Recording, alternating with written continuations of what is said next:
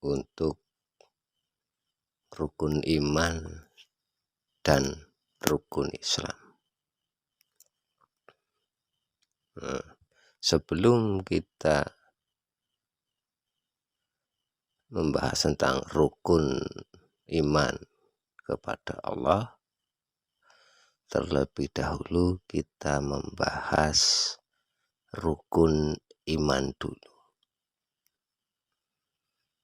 Rukun keselarasan atau kedamaian. Iman itu kepercayaan atau keyakinan.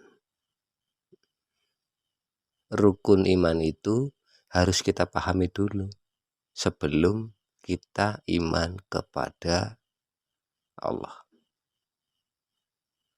Rukun selaras atau damai, kita harus bisa damai sama keyakinan kita dulu. Contoh, dikala kita sudah percaya dan yakin kepada Allah, kita harus berlaku rukun. Nah, dikala panjenengan sudah percaya dan yakin kepada saya, kita harus berlaku rukun. Nah, jika nanti suatu ketika kalau aku punya salah sama panjenengan, bukan berarti harus menimbulkan perpecahan. Kita harus tetap rukun bersatu. Jikalau udah percaya sama istri kita, kita harus rukun. Kalau istri kita punya salah, jangan ada perpecahan, tetap harus rukun. Nah, jikalau percaya sama pekerjaan kita, juga harus rukun. Nah, segi tentang hati, maksudnya jikalau percaya dengan hati kita, juga harus bisa rukun pada hati kita sendiri. Baru kita akan membahas tentang percaya iman kepada siapa. Kalau udah bisa rukun, mendamaikan diri kita sendiri dengan apa yang kita percayai, baru kita akan membahas yang pertama, iman kepada siapa, yaitu iman kepada Allah. Bagaimana yang dimaksud iman kepada Allah? Percaya kepada Allah, sedangkan kita ini tidak mengenal Allah. Ya, kita ambil kajian ke dalam diri dikarenakan apa? Man talabal khairi nafsiki faqad dalalan ba'ida. Barang siapa menyembah Tuhan di luar dirinya, maka dirinya akan tersesat. Sembahlah Tuhan yang ada di dalam dirimu. Dhahiru Rabbi wal batinu abduhu, karena wujud Tuhan itu terletak di dalam batin hambanya. Wa nahnu aqrabul bil habil waris, bahkan Allah lebih dekat daripada urat lehermu atau nadimu. Maka kita ambil kajian di dalam diri kita sendiri. Dan hati adalah segala pusat dari segala rasa. Apabila hati kita sakit, maka seluruh badan kita sakit semua. Dan rasa itu nggak pernah bohong, tapi perasaan itu selalu bohong. Karena perasaan itu dirasa-rasa, rasa itu diragukan, maka akhirnya menjadi sebuah prasangka.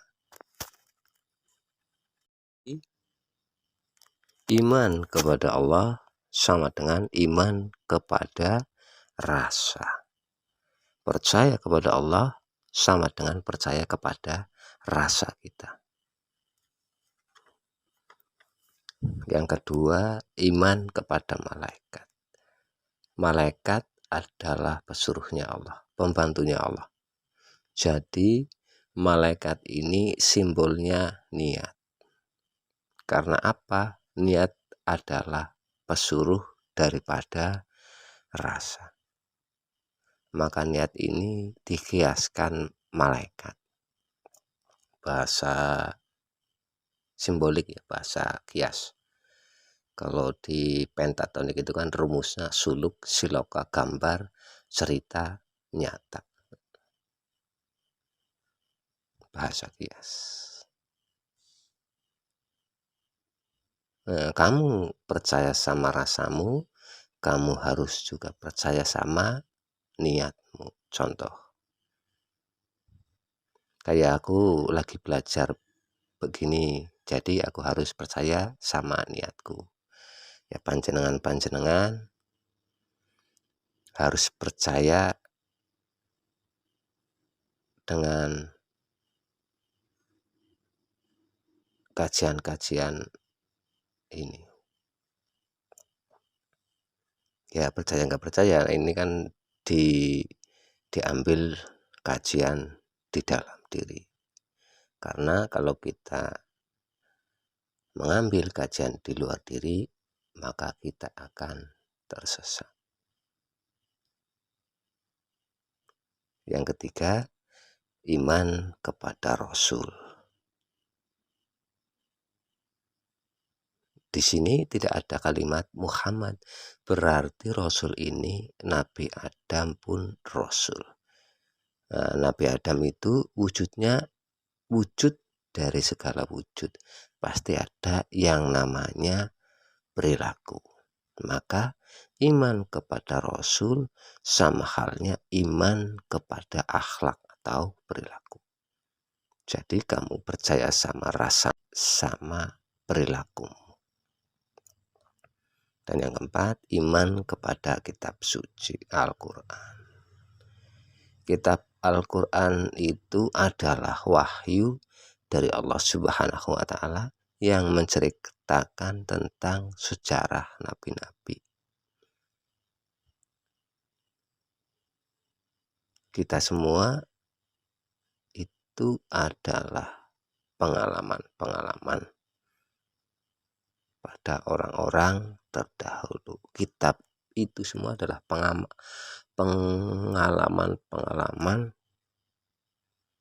pada orang-orang terdahulu. Maka kitab Al-Quran, kitab suluk,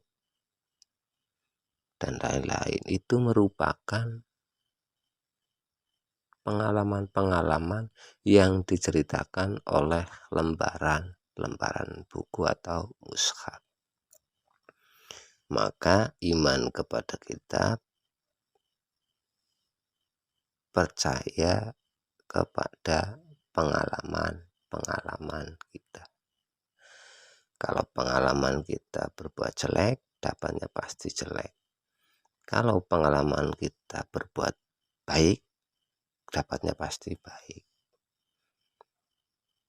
Maka yang pertama, rukun iman kepada Allah, rukun iman kepada malaikat, rukun iman kepada Rasul, rukun iman kepada kitab.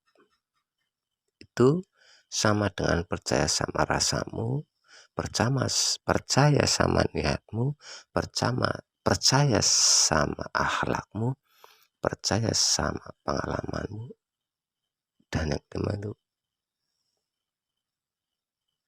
iman kepada hari akhir, percaya sama hari akhir. Nah, hari akhir yang tadinya itu semua berbekal dari pengalaman-pengalaman kita. Harus percaya yang namanya sababiyah, harus percaya sama hukum timbal balik. Ya, yang terakhir, qada dan qadar. Qada ketentuan, qadar itu takdir. Ketentuan sebagai manusia, kita jangan ngayal-ngayal pengen terbang kayak burung. Kita ini manusia, jangan ngayal-ngayal pengen kebal kayak gajah. Dan manusia kodratnya tidak bisa dirubah. Takdir atau nasib itu bisa dirubah. Contohnya kalau kita bukan dari golongan yang pintar, kalau kita bisa menjadi pintar tergantung doa kita, tekad kita, sama niat kita. Nah, itu kan rukun iman diambil dari kajian diri. Jadi iman kepada Allah sama dengan iman kepada rasa, iman kepada malaikat sama dengan iman kepada niat, dan iman kepada Rasul dengan iman kepada akhlak atau perilaku kita, iman kepada kitab suci Al-Quran, sampai dengan iman kepada pengalaman kita yang terdahulu, iman kepada hari akhir, itu berbekal daripada pengalaman kita. Kalau kita berbuat baik, pasti dapatnya baik. Kalau kita berbuat jelek, pasti dapatnya jelek. Nah, sehabis kita membahas yang tadi rukun iman, kita membahas rukun Islam. Tengkuruping bumi mlumaing jagat. Karena kita ada di dunia ini, kita harus bisa memegang teguh janji kita, ikrar kita, karena kita adalah khalifah, pemimpin. Pemimpin harus bisa memegang